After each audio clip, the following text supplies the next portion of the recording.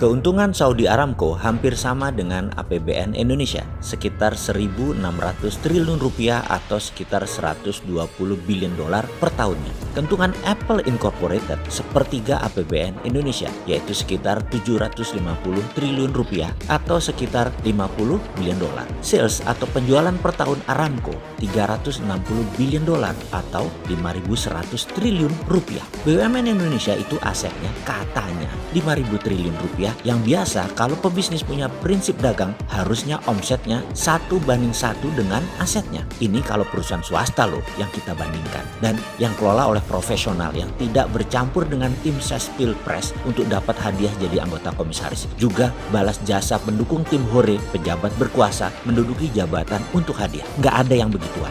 Kalau benar dikelola, maka saya yakin BUMN ini bisa juga 5.000 triliun rupiah omsetnya dan tidak jago kandang tentunya, merambah ke luar negeri. Saat ini, cara pengelolaan BUMN ini agak lucu. Masa BUMN lihat rakyat Indonesia sebagai pasar? Ya geblek aja kalau begitu. Rakyat Indonesia itu aset, bos. Yang namanya pasar itu di luar negeri. Bisa nggak mikirnya kayak gitu? Bisa nggak mindsetnya seperti itu? Rakyat aset, bukan market. Jangan menjual produk BUMN ke rakyat dengan harga mahal. Jangan paksa rakyat dengan produk BUMN yang tidak ada pilihan. Jangan buat rakyat bergantung kepada BUMN. Jangan buat BUMN ambil sisi hulu yang membuat UKM ditekan atau tertekan di sisi hilir. Buat apa ada BUMN kalau kayak begitu? Inilah salah kaprahnya pengelola BUMN di bawah kementerian yang sangat manja dengan regulasi-regulasi yang melindungi mereka dan dana APBN. Sudah kayak begitu, nggak bisa 1:1 lagi asetnya dengan salesnya. Apa itu maksudnya 1:1? Ini harus diterangkan karena mungkin sahabat sudah tahu, tapi buzzer nggak paham. Ini yang harus dijelaskan biar buzzernya pinter sedikit, komennya jadi bermutu. Sederhananya begini, kalau kita pebisnis, aset kita yaitu modal plus alat usaha dan lain sebagainya, katakanlah 500 juta. Kita punya penggilingan padi,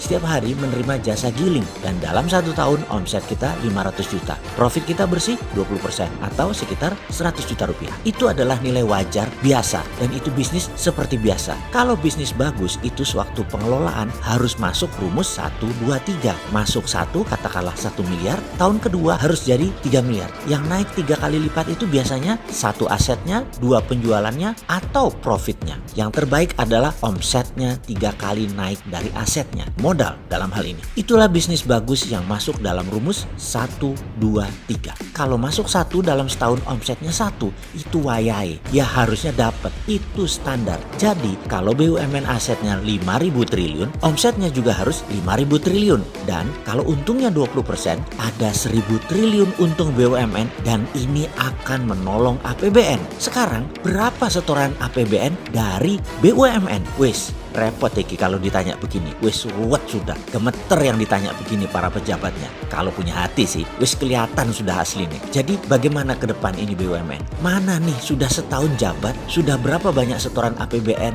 ke BUMN? Loh, kok APBN setor ke BUMN ya? Bukan harusnya sebaliknya, BUMN setor APBN. Kok masih netek sih? Kok bukannya nyetor malah minta disetor? Kok enak ya? Maaf nih bro, namanya pelayan publik pejabat itu ya. Jadi wajar kalau ada yang nanya. Bukan oposisi loh ya, maklum fans dirimu, apa juga yang kamu perbuat itu bilangnya bagus. Kalau kita kan netral, Anda ya harus melayani sisi liar dari harapan publik lainnya yang bayar pajak, minta performa Anda. Mangkel loh yang bayar pajak lihat APBN tidak perform, APBN malah buat nyetor BUMN, BUMN yang nggak perform. Kalau nggak perform, ya kita ingetin. Kalau mau tahu caranya bisa meningkatkan omset dan profit BUMN, ya mbok kabar-kabaran, nanti kita kasih tahu, kita tolong. Tapi tutup dulu 500 BUMN anak dan cucunya dulu. Nanti enak deh kita ngomong. Menutup itu bikin efisien biaya loh bos. Walau tim hore yang nggak bisa kerja banyak kecewa.